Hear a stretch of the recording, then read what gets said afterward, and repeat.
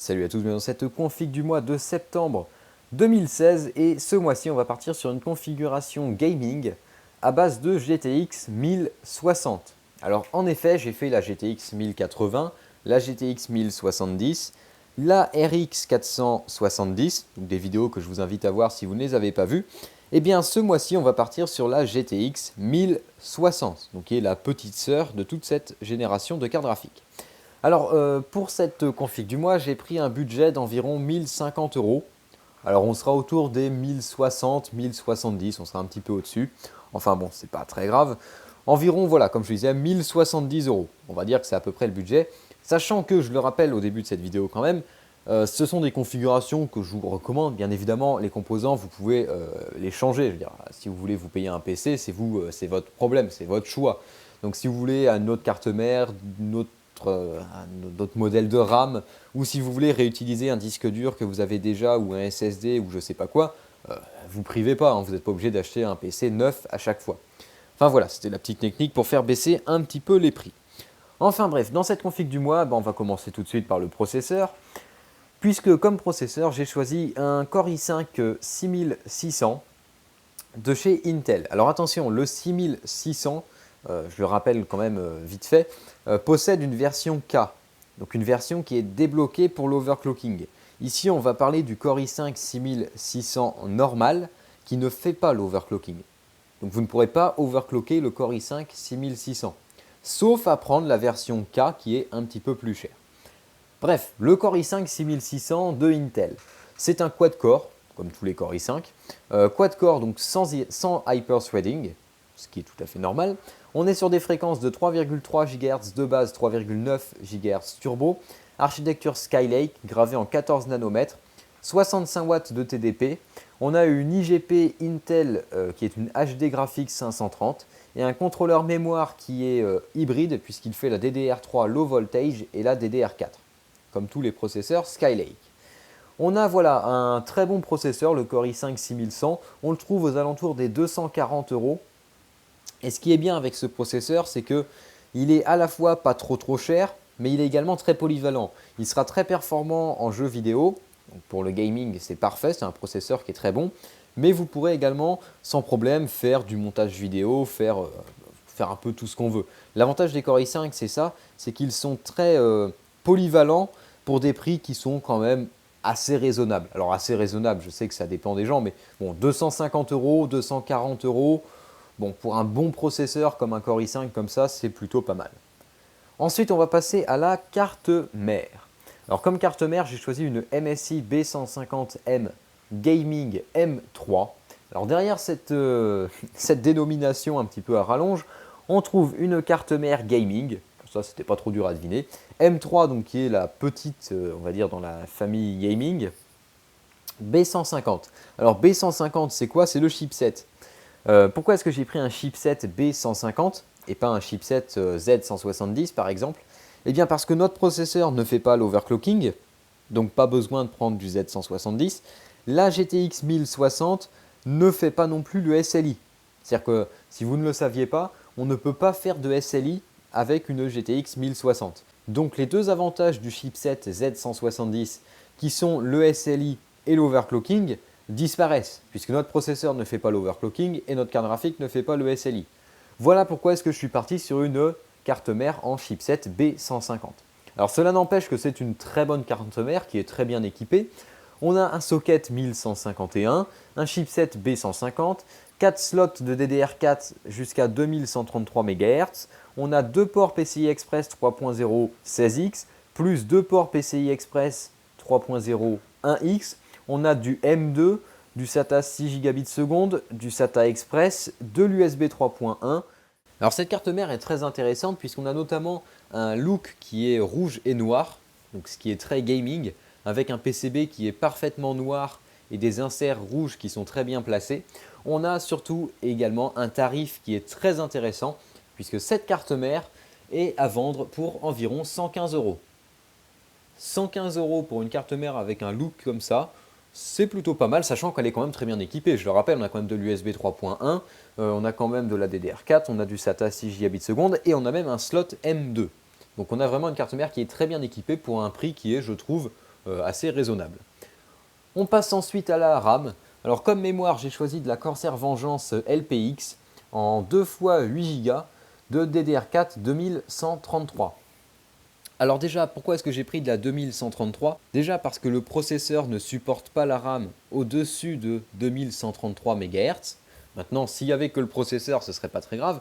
Le problème également, c'est que le chipset B150 ne fait pas la DDR4 au-dessus de 2133 MHz non plus.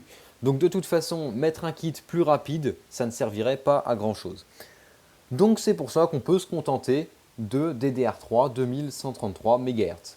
Et donc on trouve 2 x 8 Go. Alors pourquoi 2 x 8? Pour bénéficier du dual channel.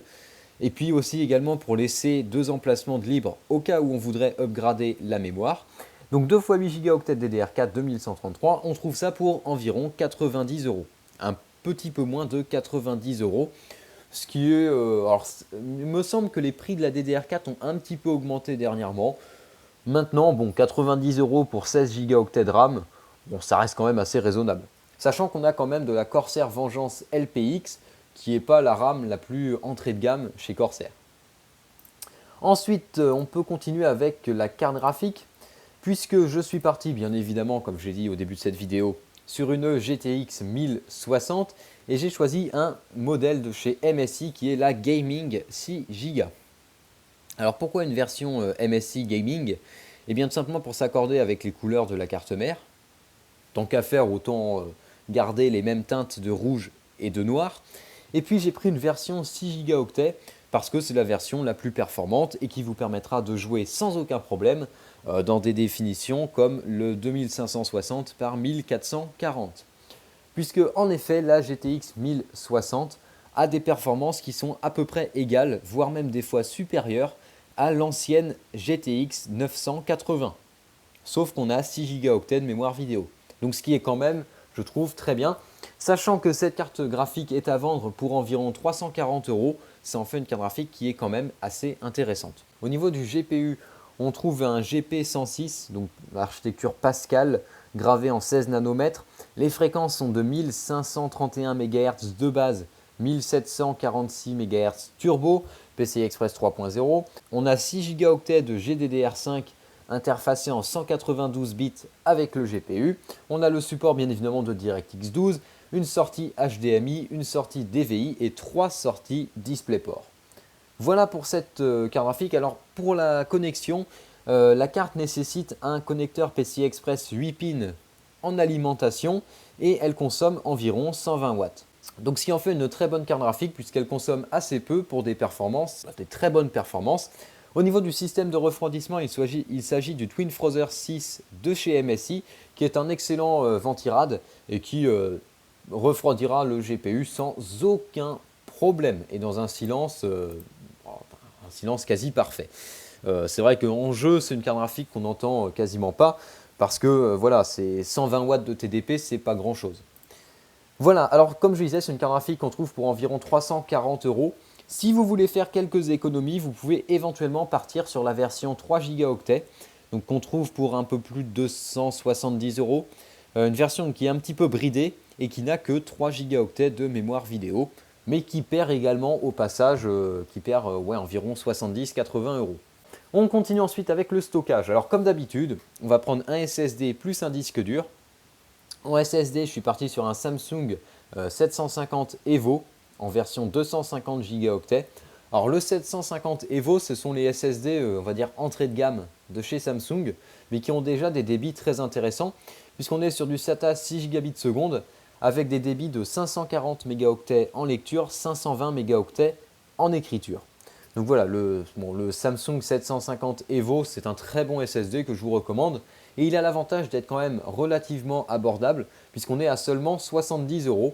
Donc 70 € pour 250 gigaoctets chez Samsung, c'est quand même, je pense, un très bon tarif. Enfin, en tout cas, c'est mieux encore que ce que faisaient les 850 EVO et supérieurs. Et puis pour le disque dur, je suis parti sur un fameux, c'est celui que je recommande quasiment à chaque fois, un Seagate Barracuda 1 Teraoctet en SATA 6 gigabits seconde. Alors je prends ce disque dur parce que c'est un petit peu le modèle que je vous recommande, le Seagate Barracuda, version classique standard, pas besoin d'aller chercher compliqué. Maintenant, vous pouvez éventuellement prendre ou recycler un disque dur ou alors prendre un autre disque dur. Après, ça, c'est un petit peu au choix. Par contre, évitez de prendre des disques durs un peu trop lents. Donc, privilégiez les disques durs qui ont au moins 5200 tours par minute.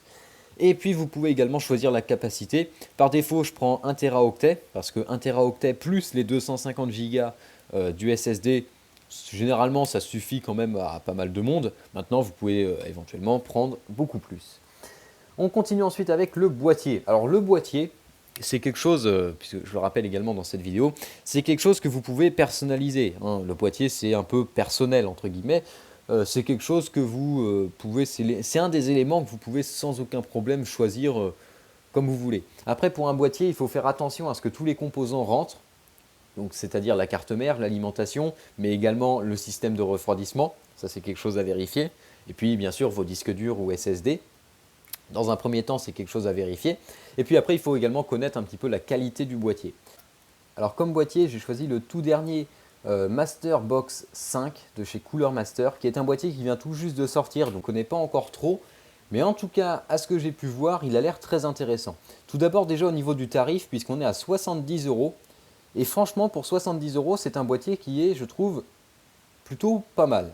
Déjà au niveau des emplacements de stockage, on a deux baies 3,5 pouces donc pour mettre des disques durs, plus trois emplacements pour mettre des SSD en plus, sachant que c'est un petit peu compliqué puisque le Master Box 5 est un boîtier qui est un petit peu modulaire. C'est la nouvelle politique de chez Cooler Master.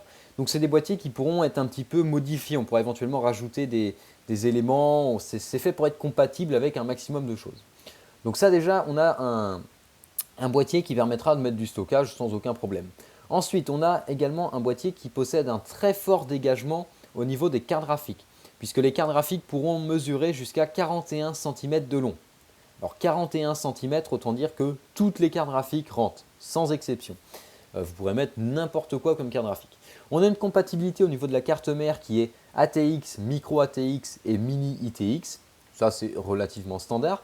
Au niveau du ventirad, on pourra monter jusqu'à 167 mm de haut, donc 16,7 cm de haut maximum, ce qui laisse de la place pour beaucoup de ventirades, y compris les Hyper 212 Evo, Hyper TX3 Evo, même la plupart des ventirades pourront tenir dans ce boîtier.